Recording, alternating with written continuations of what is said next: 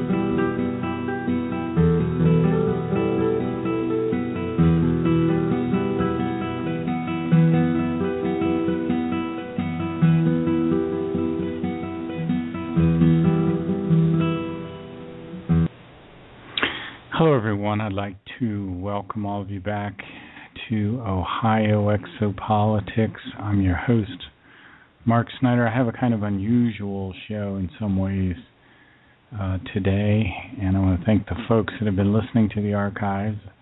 I'm glad there's interest in the Myra information. It's very practical when you dive into some of this stuff, and I've got some very practical, down-to-the-earth information for you today. And we'll start out in Contact Report 216, and I'm going to talk about wisdom teeth, believe it or not. It's kind of a long story, but I never had my wisdom teeth taken out. I can remember back when I was 18, 19 years old, going into my dentist's office, and I didn't realize it, but he had an accident with some mercury since the last time I had seen him, and it was really shocking. Yeah, the mercury had really caused big problems, and I just remember the shock at his appearance, and patches of his hair missing in various places, and weirdness in his skin, and it just was so shocking. Very traumatizing to me as well. Here I am, about 18, I don't know, maybe 17, 18 years old. I can't remember exactly. And he comes in, and then he left the room. He had somewhere to go to do something, to get something. I don't remember, but I ran out of the office, to tell you the long story.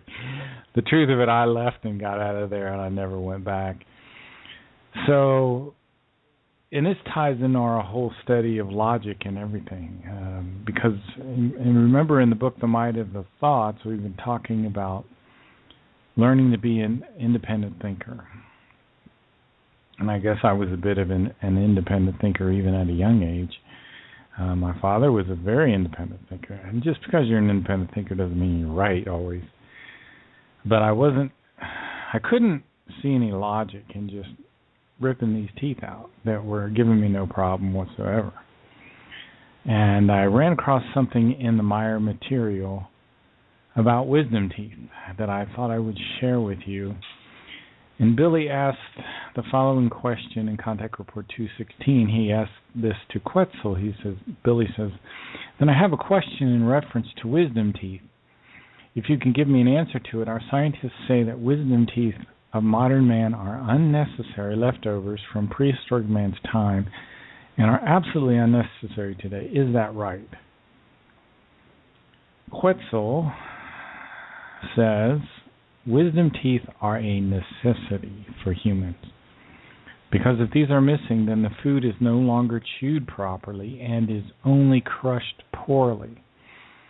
However, especially the chewing and the crushing of food are necessary and are of great significance and importance for the stomach and the intestines, and for the digestive processes, and thus for the breaking down and the burning of food.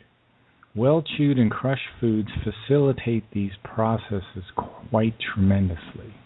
The front teeth, the biting teeth, the tearing teeth, are not sufficient for the chewing process and the crushing process, which is why these functions are assigned to the molars. And these include the so-called wisdom teeth. If the food isn't chewed properly and is crushed poorly, then health problems will arise from this in the course of time, which can spread to and affect the stomach as well as the intestines and even the immune system, which appears with many people on Earth without them knowing what is the cause of their suffering. Stomach ulcers as well as intestinal ulcers are fairly often a result of a lack of quality with regard to the chewing and the crushing of food. Even the earthly physicians have so far gained no insights into this. Indeed, by them and the scientists, it is even accepted erroneously that wisdom teeth are left over from the early days of the earth, but this corresponds to a misconception beyond compare. Thus, even we, who are not only superior to the people of the earth in consciousness, but also in physical evolution, have wisdom teeth, of course, because these are in fact vitally necessary. If humans are missing these teeth, then health problems, as I said, can appear. Now, I've recently had some real sensitivity in my teeth that I'm currently trying to address. And I've come across a book that is just so eye-opening and amazing that I have to share it with you. It's called Cure Tooth Decay, Heal and Prevention of Cavities with Nutrition. His name is Raphael Nagel, and the foreword is written by Timothy Gallagher, a dentist. Well, as luck would have it, this dentist had also an accident with mercury, as did my dentist when I was a kid. So let me read a little bit from this foreword. And it's funny, we're talking about teeth in reference to the Meyer information. Okay, this is Dr. Timothy Gallagher. Finally, a doctor found that I was suffering from acute mercury toxicity.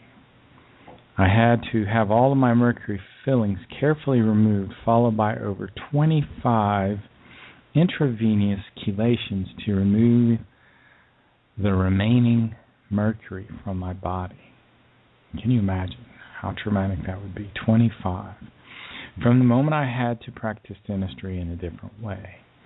Most of the mercury-free dentists I know became mercury-free only because after they had suffered the effects of mercury poisoning themselves. In placing and drilling all those fillings, dentists are continually exposed to mercury vapors. But the conventional belief held by most dentists is that mercury is not problematic, and they continue to say and teach that it is safe. I used to be one of those dentists until I became ill. That's Dr. Timothy Gallagher, and he goes on, and we will certainly, hopefully, read more from that forward in the future. But the author of this book, Raphael Nagel, the reason he got into this is because of his daughter developed a tooth problem. And he started doing research, and it led from one thing to another to another. And anyway, Ramael says, I observed that our 1-year-old daughter had a small, light brown spot on the top of her tooth, front tooth, and I wasn't sure if the spot was a cavity or not. And then he goes on to say later on this page, can you imagine what a dental treatment would be like to a toddler? A 1.5-year-old child cannot sit still for a dentist and would not be able to understand the ordeal that she was being put through. The typical dentist treatment prescribed for young children with many cavities, it involves surgery under general anesthesia. So, what I am going to do, again, the title of this book is Cure Tooth Decay by Ramiel Nagel, N-A-G-E-L, Ramiel, R-A-M-I-E-L. You can get it from his website, or you can get it from Amazon. His website is www.curetoothDecay.com, and I'm going to play a clip from a movie that he has on YouTube that says Cure Cavities and Repair Tooth Decay Naturally. And I'm going to just let this play for a while, and hopefully this will be helpful to people later that will listen to this show. I've just been reading this book. And I've listened to this video I don't know how many times. So I'll let Ramiel tell the story, and we'll cue this up. Okay, just give me a second. Here we go.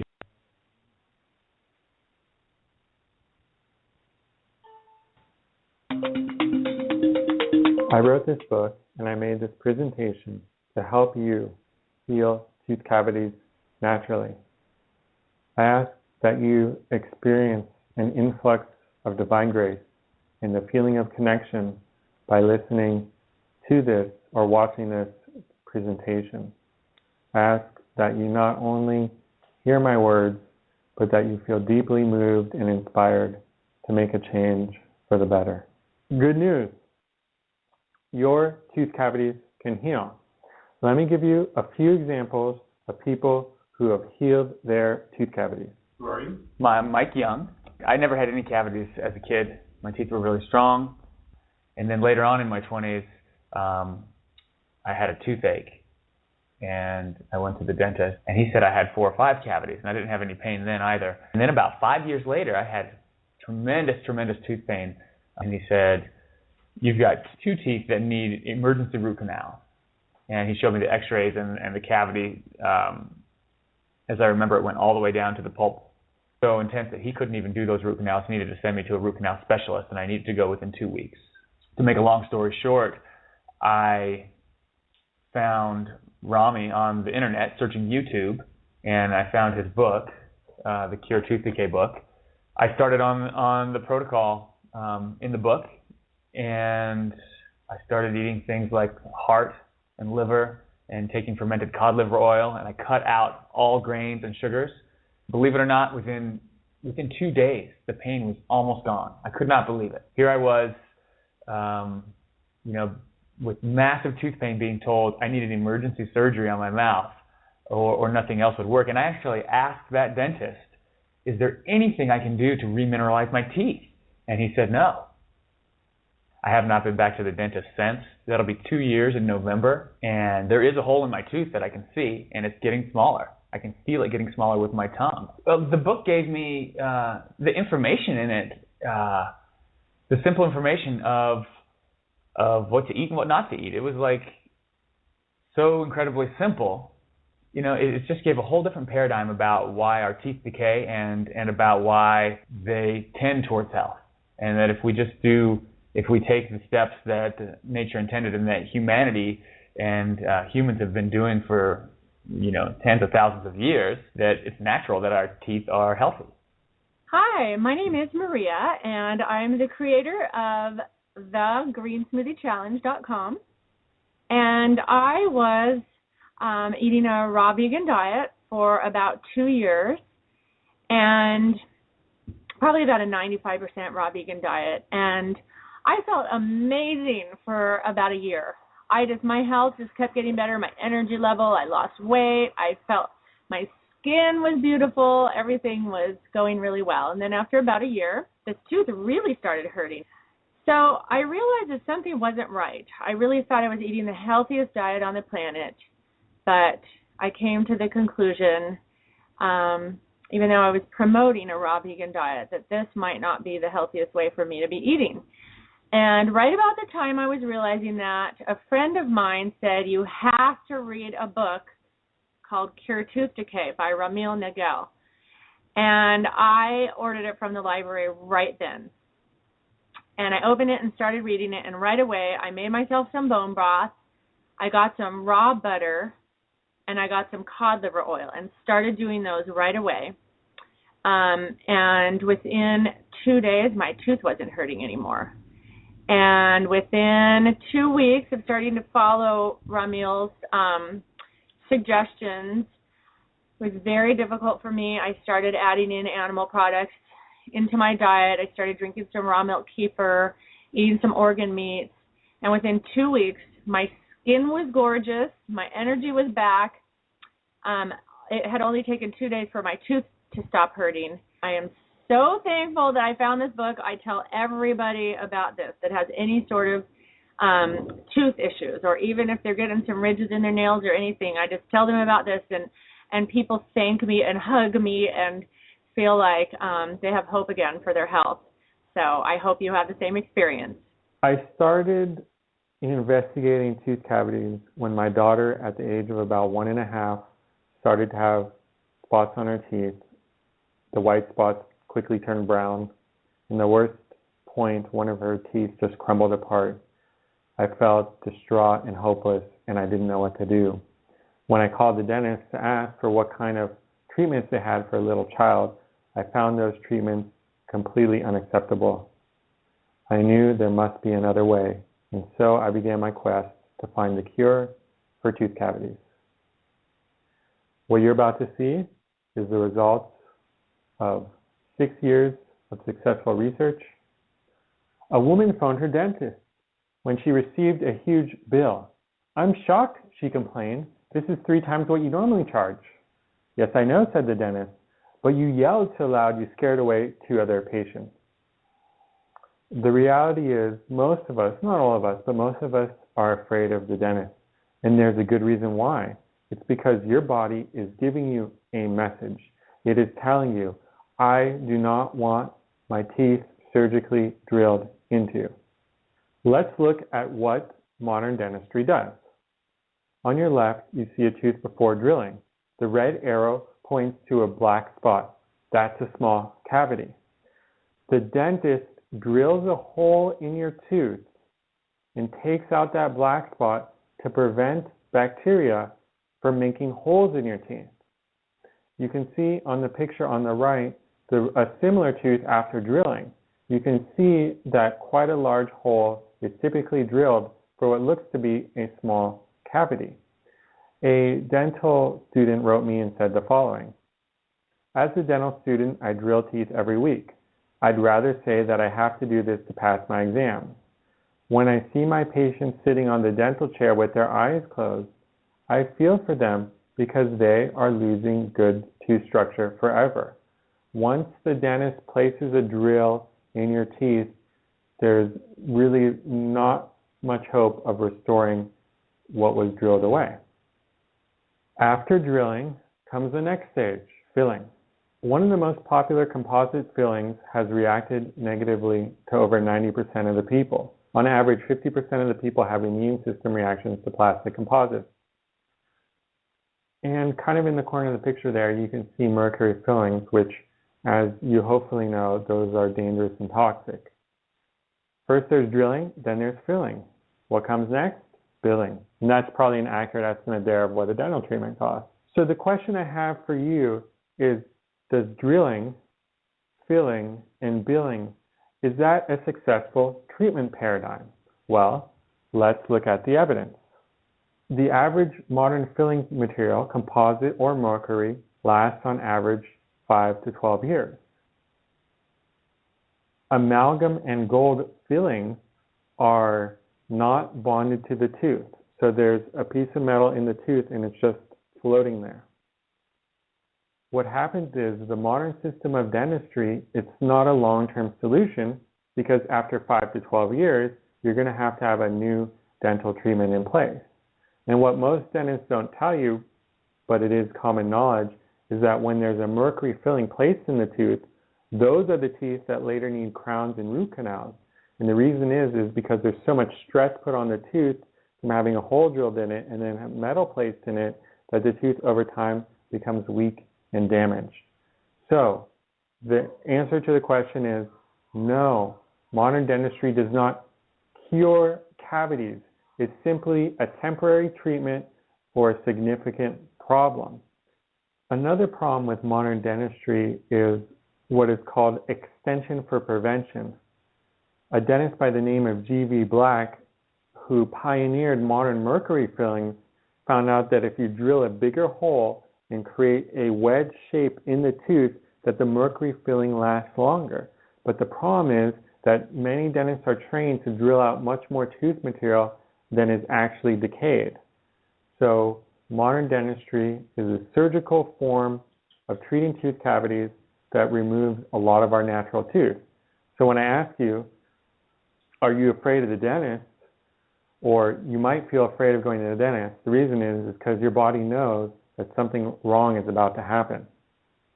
Now, dentistry is focused on removing bacteria as a means to cure cavities.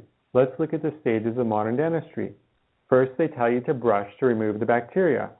When that fails, you must use mouthwash. Some of the mouthwash is toxic, fluoride rinses, for example. And when that fails, the bacteria have infested too deeply in your tooth, so the dentist says, okay, you know what? The only solution for you is to drill the bacteria out, which we learned about just with the drilling and filling and billing model.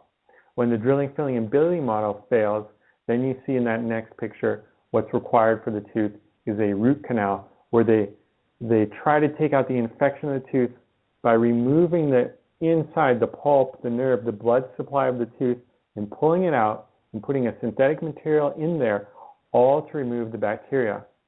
When root canals fail, what's left is an implant. Okay, I know this is a bit of a digression in a sense, but in another way, I think it really goes along with the typical topic of this show, which is the Meyer information, and seeing. I like to see where it corresponds to science. And, you know, we live, and I know I've said this many times before, in a time called the third millennium. And in the third millennium, it's a time of confusion and maliciousness. And we live in what's called a consciousness-conditioned tyranny. And the tyranny is suppressing information. It's suppressing truth. So we live in a society where truth is suppressed. There are a lot of different forces that go on suppressing truth or distorting truth. Or giving you a half-truth.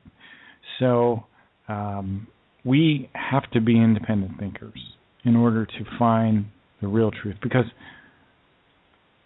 there's so much motivation in terms of money and making money, and so the dentistry model that we have today is much like the model that we have for health in general, which is a corporate model designed to maximize profits and not necessarily find the root cause of problems. I want to tell you about a guy named Weston Price. There's so much in this book we find useful, and I'm going to. This will relate back to the people of Switzerland and the Meyer information here in a second as well. In 1915, a prominent dentist, Weston Price, was appointed as the first research director of the National Dental Association. Well, he did research, and this guy, Weston Price, he was in charge of the whole National Dental Association. Well, they sure wouldn't have him in charge today, because he did a lot of real independent research and independent thinking. And he wrote of people who didn't even use toothbrushes, and these people were immune to tooth decay. And it says all these groups having a liberal supply of minerals, particularly phosphorus, and a liberal supply of fat-soluble activators, had 100% immunity to dental cavities. Dr. Price's fascinating field studies of people that were immune to tooth decay. The first thing he found out is lack of nutrition is the cause of physical degeneration. And this is the key with our teeth, the key with our physical health. Dr. Weston Price realized that something was fundamentally wrong with the way we live, and he set out to explore the world to find out what it was. During the 1930s, Dr. Price was able to document the sharp decline in health experienced by previously healthy people who came into contact with modern civilization. Remember, from our studies from the Goblet of Truth, it talks about, well, we live in an insane society that's running headlong to their own destruction. The Goblet of Truth explains that we live in a neo-capitalistic society that's influenced by neo-capitalism and fascism, and that we live in a consciousness-conditioned tyranny. Our whole society, if you trace it back to the Roman Catholic Church and the auto da fe and the burning of people at the stake, there's a dark order now that's seeking to control all the money and is taking away people's rights of self-determination. And the people are becoming indolent and obtuse, and that's why I urge people to learn independent thinking. So this whole society is an aberration now. The Meyer material explains that our whole society is not really a civilization. It's an aberration of a real civilization. We don't function under the creational natural law of love. We are mostly motivated towards profit and materialism. And this causes real distortion in certain areas like dentistry and medicine, because really the goal is profit. Well, back in 1915, 1920, 1930, Dr. Weston Price was able to document a sharp decline in health experience by previously healthy people when they started to come into contact with our modern civilization. And he published a book called Nutrition and Physical Degeneration. Along with telling photographs, it brings home the important fact that our modern food and lifestyle are the primary causes of tooth decay. I want to tell you about the people of a valley in Switzerland called the Lowenschental Valley.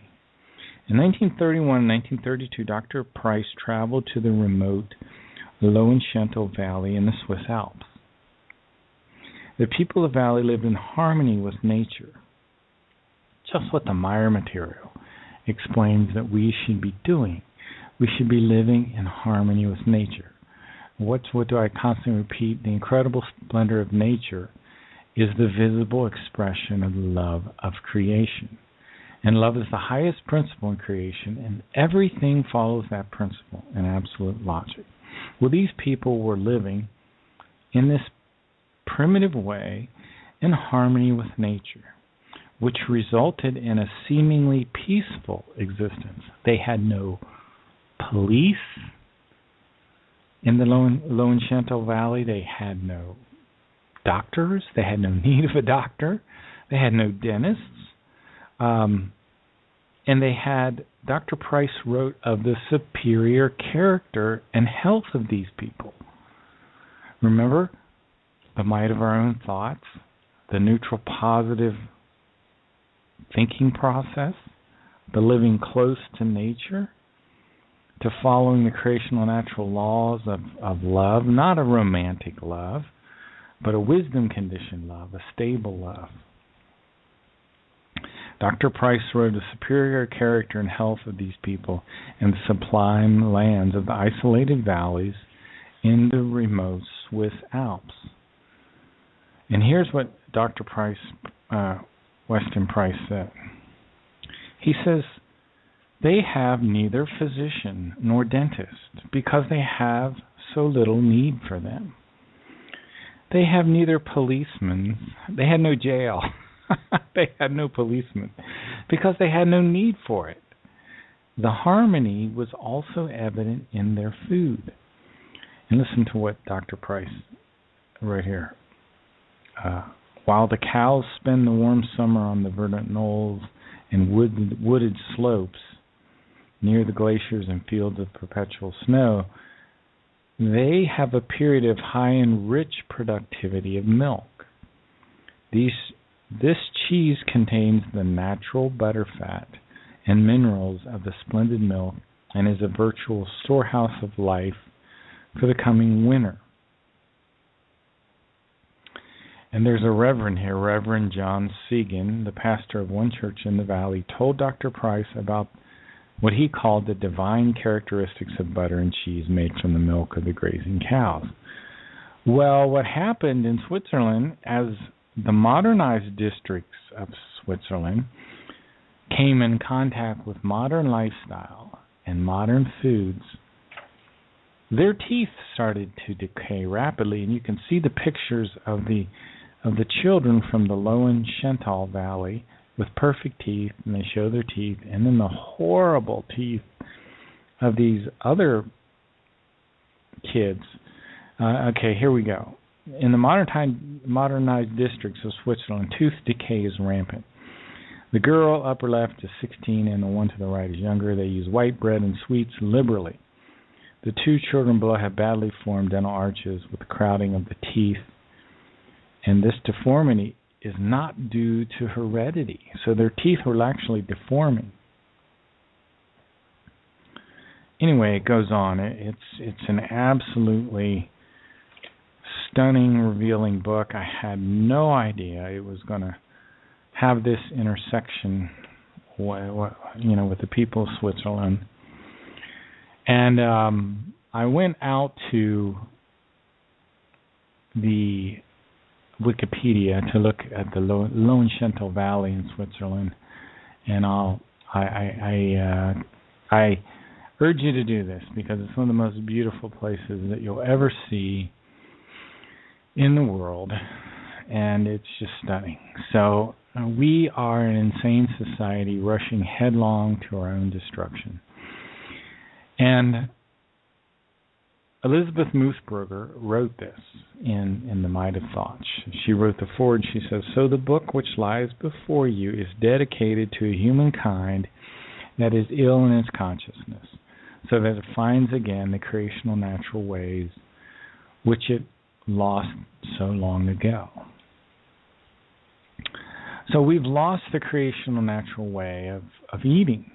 The creational natural way of eating involves animal products. It involves a diet that's high in calcium, high in phosphorus, where we eat liver, hearts, other organ meat, cheeses, butter, whole milk, raw milk's even better if you can get it. It's illegal now. We can't even get raw milk. It's illegal. It's all part of this consciousness conditioned tyranny. And part of what I'm urging people to do is learn to think independently.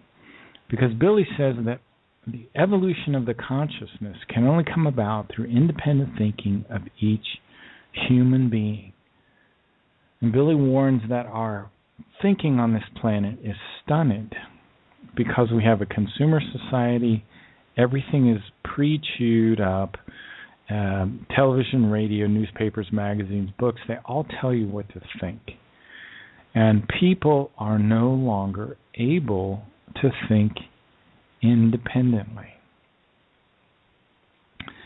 And Ask It explained that that's one of the reasons why the Plejaren, the Timmers, they speak to the people of the earth with prophecies. And she says, The human here on earth is not capable of fully coping with and fully understanding the truth.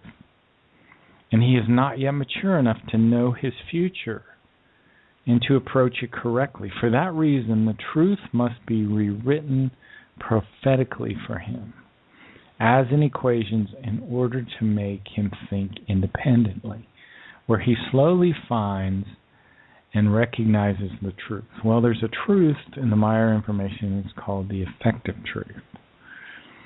And the effective truth is the truth that leads to productivity in your life.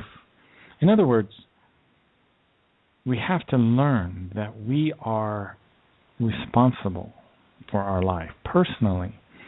Not only that, you have the ability and the power to take control of the circumstances in your life. Your neutral positive thoughts, you need to nurture them because your consciousness is kind of like a garden. If you let it alone and don't nurture good thinking, well, you'll have these weeds that pop up. You need to clarify your thoughts. You need to repeat your thoughts.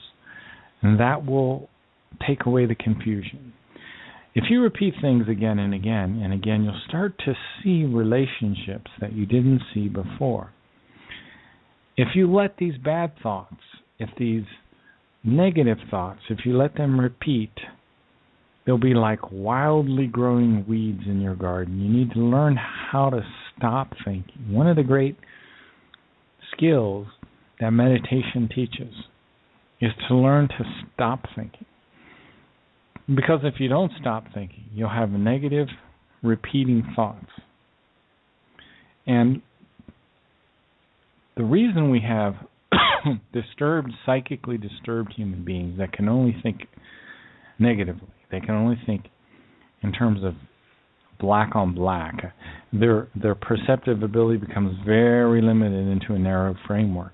Because, see, we even have something called unconscious thoughts. Think about that. You have thoughts that you're completely unaware of. And sometimes these thoughts, boom, they affect your consciousness. And we can fall prey to psychological disorders because of our thoughts. If we rotate negative thoughts, unhealthy thoughts, you have to develop the skill of identifying your unhealthy thinking. You have your own unhealthy thinking. I have my own healthy thinking. We have to practice self-cognition. Now, it explains that the human being can be shaken and knocked about by the circumstances of his life as long as you believe yourself to be helpless in regard to the creation of external conditions and influences. The opposite is the effect. Your neutral positive thinking will lead to healthy feelings. Healthy feelings then will lead to healthy habits, will lead to healthy circumstances in your life. If you have healthy circumstances, you have healthy habits, you can start to form these images, these consciousness images. You will start to visualize and improvements in your life. And if you add enthusiasm and effort to that visualization, that can lead to reality, big changes in your life. You are the Lord and Master of your life. You have to practice self-control. You have to take up self-examination and let appropriate self-control grow. Nurture neutral positive thoughts. That means to cherish. That means to train. That means to educate. You have to train yourself. It's like raising children. It's like raising kittens. It's like taking care of your pets, your dogs, yourself. You have to nurture your consciousness. If you don't, there's all kinds of pitfalls that can come about. You can fall into addictions. Your thoughts can run wild, out of control. You can start to make bad decisions. and you'll become in a state of self-induced misery. You need to learn to control your thoughts, and be aware that you also have unconscious thoughts.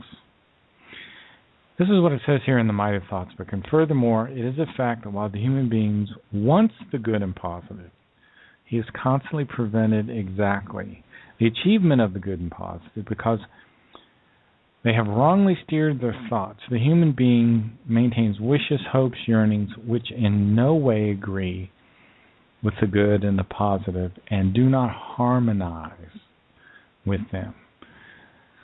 You see, neutral positive thinking harmonizes with the universal consciousness. Remember, the Maya information says there is not a God in the religious sense of the word. We're personally responsible for our own evolution. Our spirit form is, you could think of it as a part piece of the creational universal consciousness itself. We live many, many, many, many, many lifetimes, millions of lifetimes. But each time we manifest into the physical, we come back into the physical with the same spirit form, but with a new material consciousness, a new material body, a new personality. You're essentially a new person each time. But if you look in patterns, if you look in lines of reincarnation,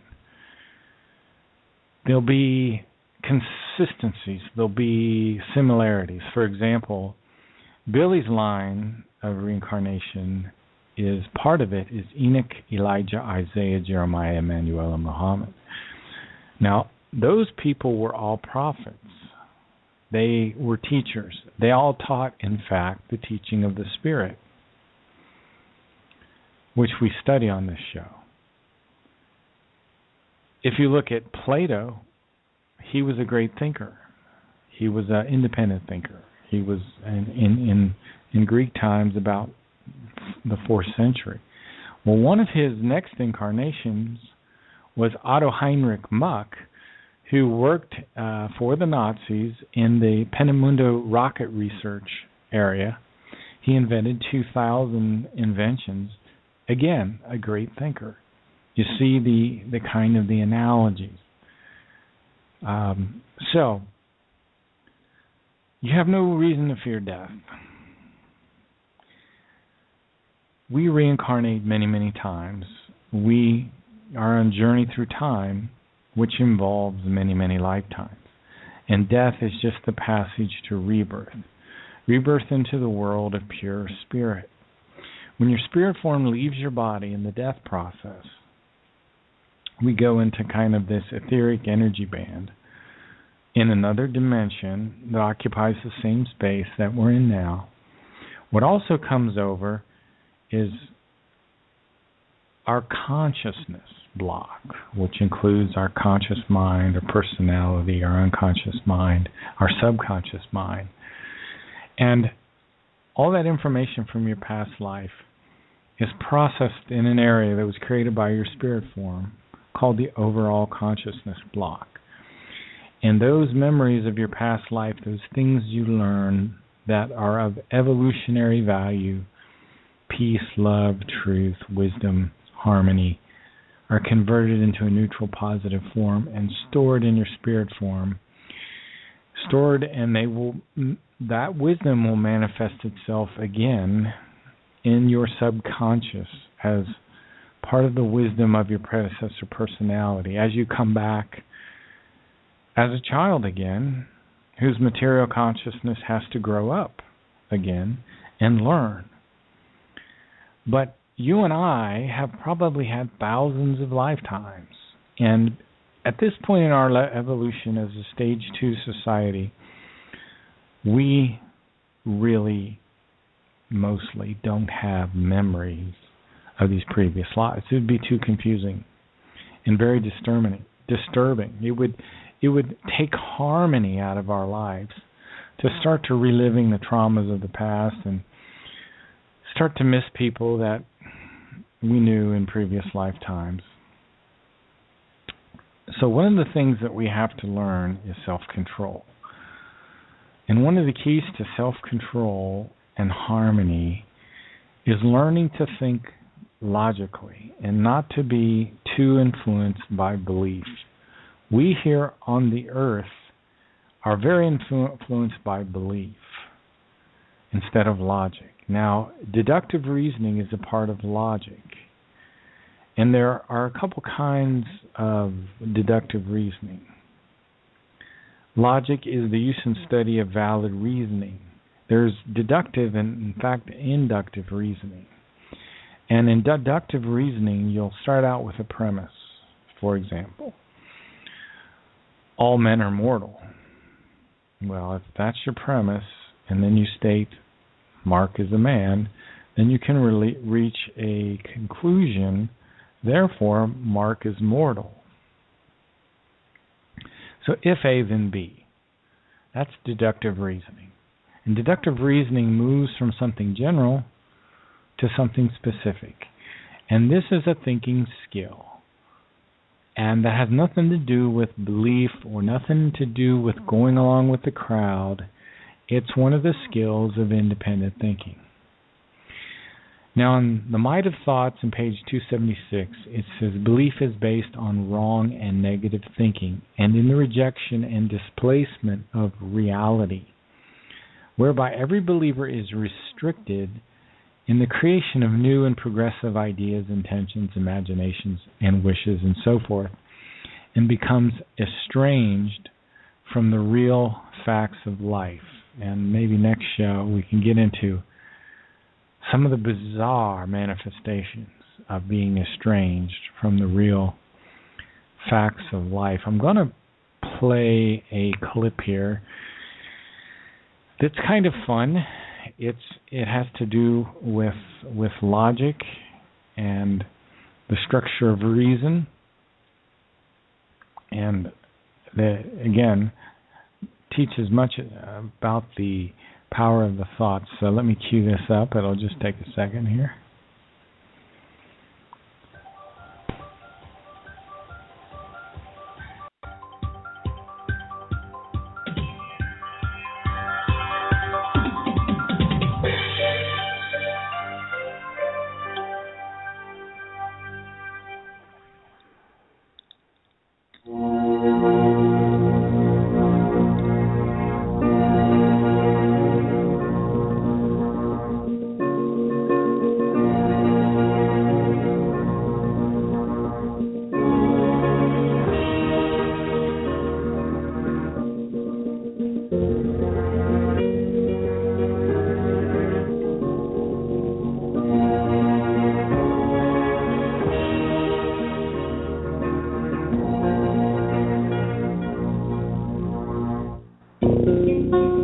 Logic is a language for reasoning.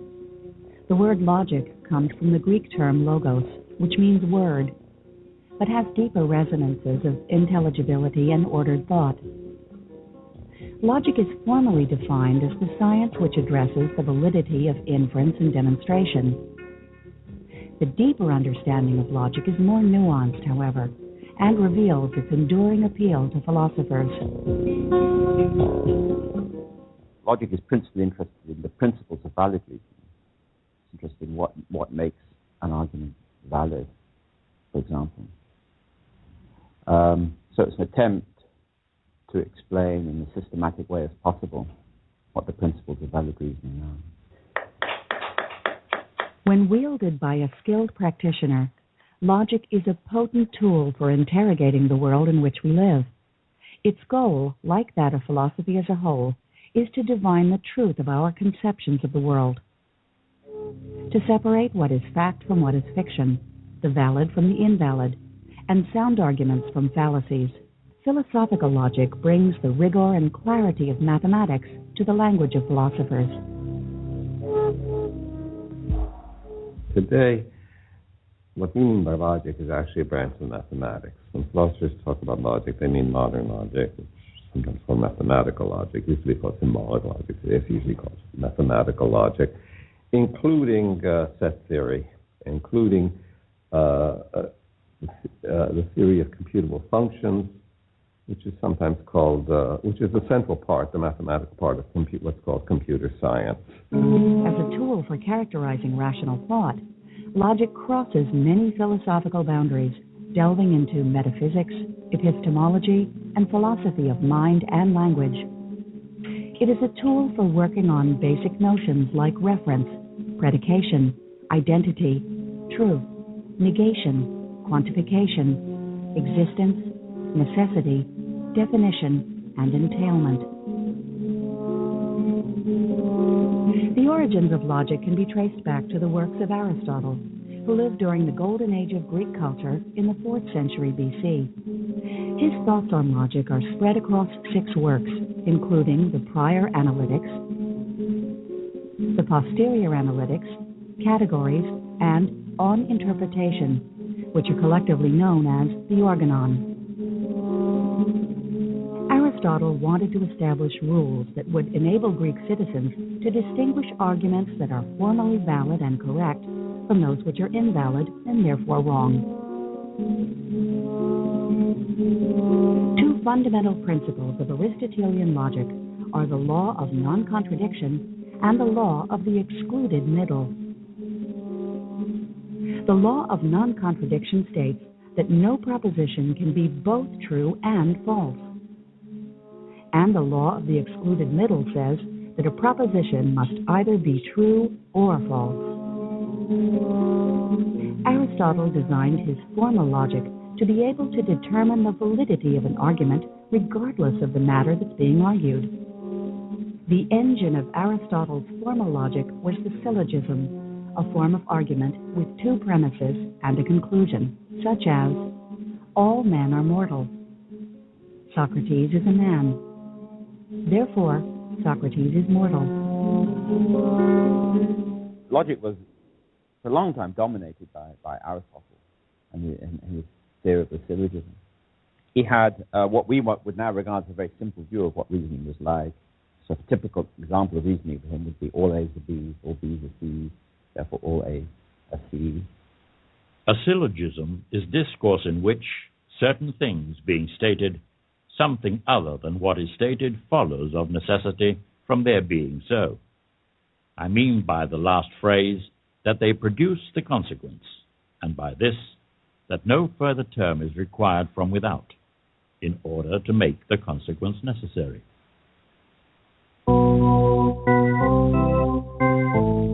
In an Aristotelian syllogism, the conclusion is deduced from the premises.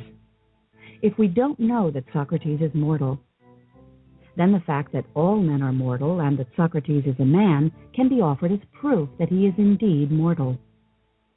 This is a deductive argument, meaning that the conclusion is a necessary consequence of the premises. The beauty of a successful deductive syllogism is that, properly executed, it cannot lead from true premises to false conclusions. Take this example. All trees are plants. All oaks are trees. All oaks are plants. We can formalize this argument by expressing it as all M's are P's. All S's are M's. Therefore, all S's are P's. This argument is formally valid, and its validity is completely independent of the truth of the statements that make it up. For example, take this highly questionable argument. All trees are angels. All birds are trees. Therefore, all birds are angels. Despite appearances, the form of this argument is indeed valid, even though its premises and conclusion are false. Likewise, an argument whose premises are false and conclusion is true can also be valid. All trees are flowers. All carnations are trees. Therefore, all carnations are flowers. The other primary form of logic is induction, which dictates how we can infer from observed events to generalizations we can rely on. Aristotle didn't only talk about deduction, he also talks about induction. Of course, he doesn't use the Latin word, but induction is a Latin translation of the Greek word he used. And he has a notion of induction. He does. Okay. I know that got rather involved, but I think understanding that we need to focus on logic and deduction and starting from the general and moving to something specific. As long as we have true premises, then we can reach true conclusions, if A then B. Example, all men are mortal, Socrates is a man, therefore Socrates is mortal.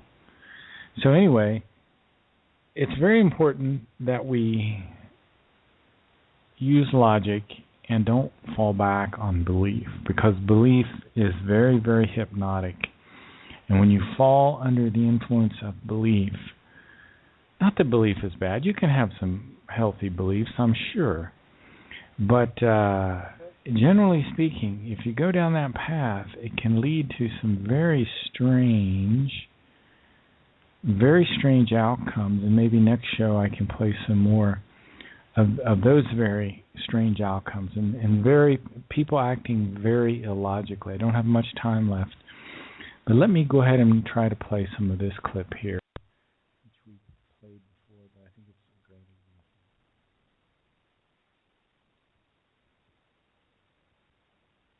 No denying some people have prospered handsomely. Wow! The pastors themselves, they live like rock stars with huge mansions, private jets, and fancy cars. Oh, yeah! But when it comes to opulence, few religious leaders compare to Kenneth Copeland. Amen. To show you his house, we rented his helicopter so you can see his 18,000 square foot mansion valued at over $6 million. He lives in this home outside Fort Worth, Texas. It has beautiful water views and comes complete with a boathouse. But that's not all. Copeland is an avid pilot, and here's his pride and joy, a $20 million Cessna Citation jet. It's the fastest private jet money can buy. Anyway, when you get out of the realm of logic and you get away from true love, creational, natural love, which understands that you're connected to all things, that there's a coexistence with all plants, all animals, everything, and a balance. There's a balance. Universal consciousness is always balanced. It's neither good nor evil. It's neutral positive. And we should live a neutral positive life. And I love that passage in the Goblet of Truth, which is entitled What the Truth Knows to Say, that explains that rivers, lakes, stones, animals, plants, bushes, trees, everything that crawls and flies on the earth is a life form with a spirit form. And these spirit forms are on a journey through time which involve many, many lifetimes. And that death is just the passage to rebirth, and rebirth into the world of pure spirit. And many of these creatures are connected by psychic vibrations. And if you go into the forest, you can see the birds, you can see the trees, you can listen to the insects as they communicate with one another, because they're all connected. And there's something called the psychic swinging wave, which comes from the spiritual consciousness into the material consciousness. And we also have in humanity a collective subconscious. We're all connected. We're all a part of the tightly woven web of life. And you can understand this through observation and through logic yourself. Thanks for listening. You're listening to Ohio Exopolitics. I'm your host, Mark Snyder.